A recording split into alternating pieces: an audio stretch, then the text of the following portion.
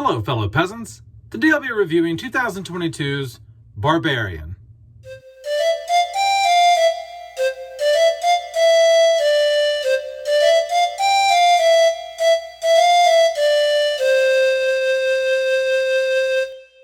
Alright guys, so I watched Barbarian. This came out in 2022. A lot of people talked about this film when it came out. It got a lot of buzz. A lot of people saying this is one of the best horror movies in recent years.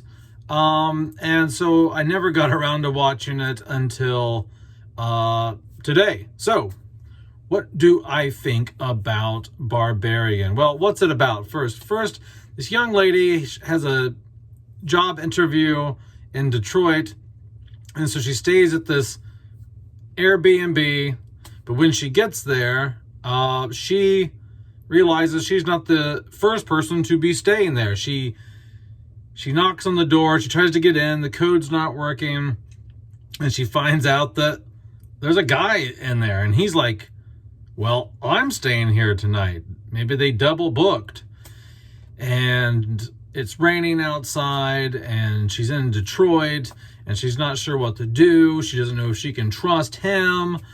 And so there's something going on in this house. Something is up in this house, and you follow her journey throughout this film of her slowly piecing together what exactly is going on. And it's definitely happening down in the basement of this house. And the film takes some twists, it takes some turns, it pauses for a minute, introduces new characters at the halfway point, but then circles back around to finish the other characters' story. So it's a very interesting film. What do I like? What do I not like about Barbarian? What I like about Barbarian is it did keep my interest for the whole runtime, okay? It did keep my interest. I was like, okay, like I kept wanting to know what was going on, what was going to happen. Even though I did have some issues here and there, overall it was an entertaining movie. I think the performances are really well done here. The main actress does a fantastic job. Justin Long does a great job. Bill Skarsgård does a great job. You really, I'll put it this way. If you haven't seen the film, go watch it. It's free on Tubi, because I'm going to have a few spoilers probably throughout this. And there's a spoiler coming in 3, 2, 1. All right, spoiler time. Hope you left. I love that you really can't tell if Bill Skarsgård is a bad guy or not. Literally right up until the moment he gets his head bashed in down in the basement, okay? And the tension, the first 40 minutes, whatever, maybe to an hour of this film, where it's just him and her in this house, and the dialogue, and just I mean, it is just amazing tension. It's great horror tension, it's great thriller tension, and it keeps you on the edge of your seat, okay? So I really like the performances here. I like the pacing. I like the tension. Let's go into how the film is shot. I think the film is shot really well, to be honest. I think the cinematography is excellent here. There is a moment somewhere in the film, I think there's a part in the film where it cuts back to 1980s Reagan era. There's a flashback of who the original owner of the house was. And it gets a wide lens anamorphic. It's like the film changes to a wide lens or something. And the image is stretched. And I'm not sure why they did that throughout the rest of the film. The majority of the rest of the film kind of has that stretchiness to it, it seems. Or at least the majority of it. It goes back and forth between what the cinematography was before that moment and then, but I like the look of the film. It's shot well, the camera angles look nice. Another thing I like about the film is it did not do what I was betting it was going to do. it did do it, but it didn't do it as much as I thought it would. And so I knew from watching the trailer, I was like, okay, this is a film about something fucked up happening in the basement of this house. And I guarantee the majority of the runtime, this is going to be one of those movies where it's dark, you're in that basement the whole time, and you're just like 80% of the runtime is going to be in that basement in the dark with nothing but flashlights, and it's going to be one of those movies. But it wasn't.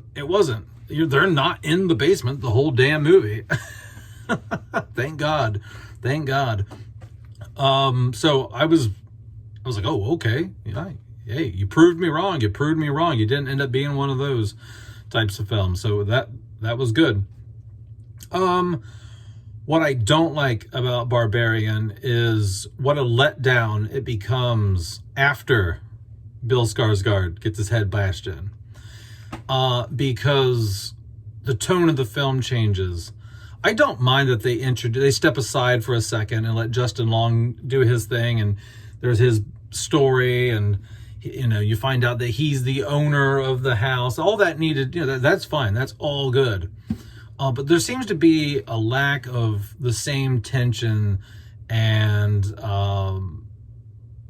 tone. The opening act of this film, the first act of this film, is very serious and dark, and there's not really any humor. It's and then when Justin Long comes along, no play on words there. It just it's still there. That dark tone is still there, but there's more comedy thrown in here, and I think the film suffers for that. I think the characters also make really dumb decisions that, especially the main character, like her,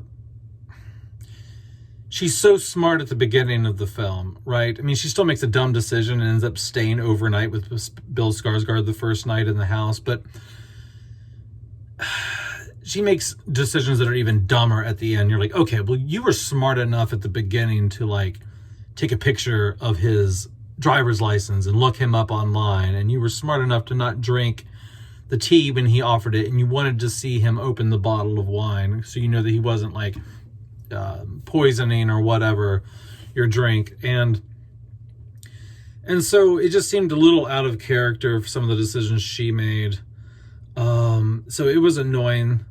Some of the acting towards the end feels very corny, and just half-assed, almost like they did the first take and kept it.